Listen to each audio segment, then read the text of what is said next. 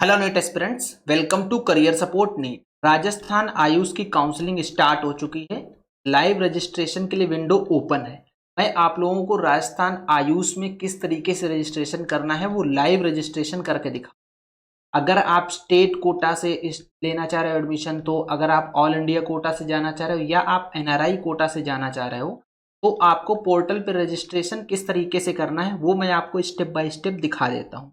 ये वीडियो देखने के बाद भी अगर आपका कोई भी डाउट रहे तो आप कमेंट बॉक्स में मुझे बताओ, मैं आपकी सारी की सारी क्वेरी लूंगा और सारा issue resolve. Before that, career support NEET paid counselling guidance offer करता है। आप लोग अगर पेड काउंसलिंग में एनरोल हो जाओगे तो आपको रजिस्ट्रेशन भी नहीं करना है, रजिस्ट्रेशन भी मेरी टीम ही करके दे देगी और हमारा पेड काउंसलिंग गाइडेंस बहुत ही सस्ता, आप इजीली अफोर्ड कर सकते हैं। ये करियर सपोर्ट नीट का हेल्पलाइन नंबर है, इस पे आप व्हाट्सएप करके पेड ब्रोचर ले सकते हो। चलो आपको लाइव रजिस्ट्रेशन अब करके दिखाता हूँ। जैसे ही आप गूगल पे राजस्थान आयुष टाइप करोगे, आपके सामने कुछ इस तरीके का ये विंडो ओपन होके आएगा। अब आपको यहाँ पे क्लिक करना है न्यू रजिस्ट्रेशन। जैसे ही आप न्यू रजिस्ट्रेशन पे क्लिक करोगे, पोर्टल आपको यहाँ लेके आएगा। आपको ये डिक्लेरेशन वाले चेकबॉक्स पे क्लिक करना है, इसके बाद कंटिन्यू पे क्लिक करना। कंटिन्यू पे क्लिक करोगे तो अब आपको ये यहाँ पे ये फीमेल वाला ऑप्शन दिख रहा है, इसके ऊपर आपसे और ऑप्शन दिखेंगे, वहां पे आपको अपना रोल नंबर और आपको अपना एप्लीकेशन नंबर जो नीट का है वो फिल करना होगा। वो फिल करने के बाद आपसे यहाँ पे चीजें पूछता चला जाएगा कि आपको किस तरीके से क्या सिलेक्ट। जैसे कि मैं ऑल इंडिया कोटा के स्टूडेंट्स के लिए फिल कर रहा हूँ, तो मैंने ये are you Rajasthan bonafide resident पे क्लिक किया हुआ है। यहाँ पे आपको सिलेक्ट कैटेगरी करनी, जैसे मैंने अपने स्टूडेंट्स के लिए यहाँ पे कैटेगरी को अनरिजर्व सिलेक्ट किया है। Nationality Indian, are you ward of arm या पैरामिलिट्री पर्सनल, तो ये यहाँ पे आपको जो कुछ एप्लीकेबल है वो फिल कीजिए। एनआरआई स्टेटस, अगर आप एनआरआई से अप्लाई करना चाह रहे हैं तो आप एनआरआई कोटा यहाँ डालिए। आप पीडब्ल्यूडी हैं तो यहाँ पे डालिए। डेट ऑफ बर्थ आपकी यहाँ पे प्री फिल्ड आएगी। इसके बाद आपको अपना मोबाइल नंबर डालना है। यहाँ पे आप अपना मोबाइल नंबर डालिए, अल्टरनेट मोबाइल नंबर डालिए, आधार नंबर डालिए। इसके बाद सेव एंड कंटिन्यू पे क्लिक करेंगे तो अब आपको पोर्टल यहाँ पे लेके आए। ये आपका डेटा प्री फिल्ड आएगा इतना ऊपर, क्योंकि यहाँ फिल कर चुके हो। इसके बाद यहाँ पे आपको अपना डालना है ईमेल आईडी और यहाँ पे मोबाइल नंबर डालना है। यहाँ पे आपको पासवर्ड क्रिएट करना है।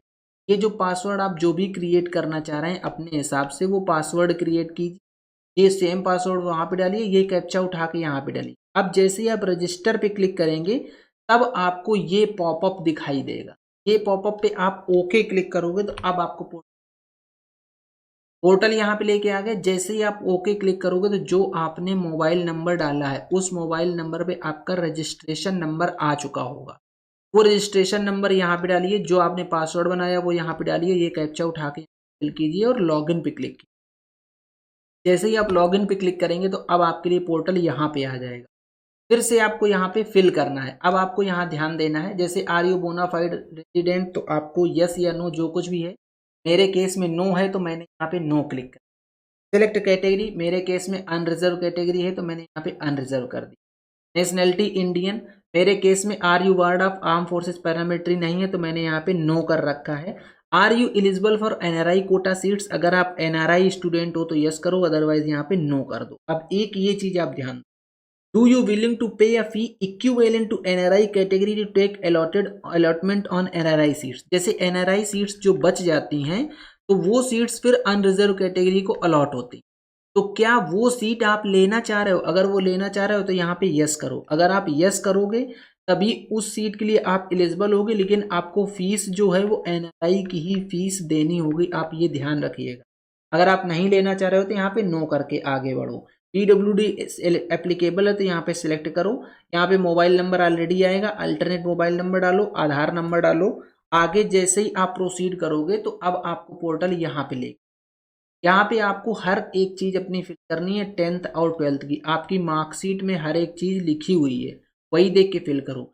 यहाँ पे ये मार्क सिस्टम में देख रहे हो, यहाँ पे सिलेक्ट स्टेटस में जब आप यहाँ पे क्लिक करोगे तो यहाँ पे दो चीजें आएंगी, एक आएगा ग्रेड लिख के, एक आएगा परसेंटेज लिख के। तो आपके केस में जो कुछ भी एप्लीकेबल हो वो डालिएगा। अगर आपकी मार्कशीट में ग्रेड सिस्टम दिया है, मार्क्स नहीं है तो ओनली ग्रेड डालो।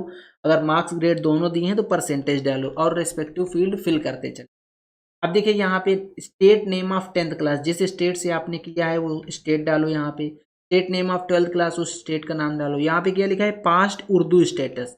अगर आप BUMS के लिए अप्लाई करोगे तो आपको उर्दू स्टेटस यहाँ पे यस करना, अदरवाइज आप नो करके आगे बढ़ जाइए। आप जैसे ही आगे बढ़ेंगे उसी के नीचे, आगे नहीं बढ़ना है, उसी के नीचे आएंगे तो ये वाला ऑप्शन अब आपको देख, यहाँ पे आपको मैक्सिमम मार्क्स फिल करने हैं, तो दैट मीन्स मैक्सिमम मार्क्स तो मोस्टली जगह 100 ही होते हैं। यहाँ पे मार्क्स ऑब्टेन्ड डालने हैं, तो ध्यान रखना फिजिक्स केमिस्ट्री बायोलॉजी वाले यहाँ पे प्रैक्टिकल प्लस थियरी दोनों के मार्क्स फिल करने हैं। ये मार्क्स फिल करके आप जैसे ही सेव एंड कंटिन्यू पे क्लिक करोगे पोर्टल आपको यहाँ पे लेके, ये जो आपको दिख रहा है ना ये परमानेंट एड्रेस वाला कॉलम, सेम ऐसे ही कॉलम एक ऊपर दिखेगा, उसको आपको फिल करना है, वो आपका करस्पॉन्डेंस एड्रेस में फिल होगा। अगर आपका करस्पॉन्डेंस एड्रेस और परमानेंट एड्रेस सेम है तो इस वाले चेक बॉक्स पे क्लिक कर दो, वैसे ये वाला पूरा फिल हो जाएगा।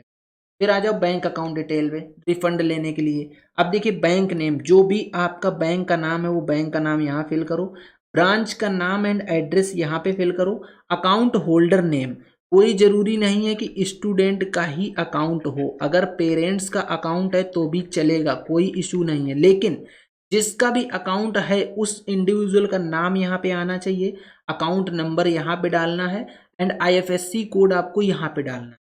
ये मत करना कि अकाउंट पेरेंट्स का है और नाम स्टूडेंट का डाल दिया, मिसमैच होगा डेटा, फिर दिक्कत हो जाए। फिर आप सेव एंड कंटिन्यू पे क्लिक करो, इसके बाद पोर्टल आप यहाँ पे लेगा। अब आपको यहाँ पे कैंडिडेट का फोटो अटैच करना है, उसका साइज होना चाहिए 10 KB से बड़ा, 100 KB से छोटा, JPG फॉर्मेट में हो। यहाँ पे फोटो अपलोड करो, यहाँ पे कैंडिडेट का सिग्नेचर अपलोड करो, उसी के नीचे देखोगे तो आपसे यहाँ पे डॉक्यूमेंट्स मांगे, 10th का सर्टिफिकेट यहाँ पे अपलोड, ये भी JPG फाइल होनी चाहिए, JPG फाइल, और साइज होना चाहिए 100 KB से बड़ा, 500 KB से छोटा। यहाँ पे 10th का सर्टिफिकेट, यहाँ पे 12th की मार्कशीट, यहाँ पे नीट का स्कोर कार्ड, और यहाँ पे कैंसल्ड चेक अपलोड करनी है। कैंसल्ड चेक कैसी होती है, जैसे मान लो आपकी ये चेक है तो इसमें क्या करना है, सिंपल एक लाइन ऐसे खींच दो और यहाँ पे लिख दो कैंसिल, बस ये हो गई कैंसल्ड चेक। इसकी फोटो खींच के यहाँ पे अपलोड, उसी बैंक अकाउंट का कैंसिल चेक अपलोड करना जो बैंक अकाउंट अभी आपने पीछे दिया है, उसी बैंक अकाउंट का कैंसिल अपलोड करना। ये क्रॉस वेरीफाई होगा, इससे आपका अकाउंट नंबर ये मांगा जाए। जैसे ही आप ये कर दोगे इसके बाद आपको यहाँ पे पहले चेक बॉक्स पे क्लिक करना है, इस चेक बॉक्स पे क्लिक, सेव एंड कंटिन्यू पे क्लिक करो। अब पोर्टल आपको यहाँ पे ले, अब आपको यहाँ पे हर एक चीज देखनी है क्लियरली कि जो जो आपने फिल किया क्या आपने हर एक चीज सही फिल करी है। ये वाले मार्क्स भी अपने करने हैं, देखने की तो आपने मार्क्स डालने हैं वो आपके सही, ये क्रॉस चेक करना है आपको 100%। जब आप और नीचे आओगे तो आपके डॉक्यूमेंट्स अपलोडेड, यहाँ पे फोटो अपलोड दिखेगी, अपलोड दिखेगा। अब देखो इन केस ऐसा होता है कि आपने कुछ गलती कर दी, कुछ रॉन्ग अपडेट दे दिया है, रॉन्ग इन्फॉर्मेशन है, तो आपको क्या करना है, एडिट एप्लीकेशन। जैसे ही आप एडिट एप्लीकेशन करोगे पोर्टल आपको बैक ले जाए, फिर से सारा डॉक्यूमेंट अपलोड कराएगा आपसे और आपसे पूरा का पूरा डिटेल आएगा जो दिया 10th 12th। तो आपसे जो भी गलती हुई है उस गलती को आप सही कर सकते हो। अगर आपसे गलती नहीं, सब कुछ आपको लग रहा है कि सही है, ये वाला पार्ट आप पूरा चेक कर लो, ये चेक कर लो, जैसे ही आपको लगे कि ये पूरा सही है तो आप इस चेक बॉक्स पे क्लिक करके डिक्लेरेशन और इसके बाद सेव एंड कंटिन्यू। आप ध्यान देना जब तक आपको ये न लगे कि सब कुछ तक सेव पे क्लिक मत करना, क्योंकि ये आपका लास्ट ऑप्शन। अब आप जैसे ही सेव एंड कंटिन्यू पे क्लिक करोगे आपको आगे फर्दर पोर्टल लेके जाएगा फाइनल सबमिट के लिए ऑप्शन में।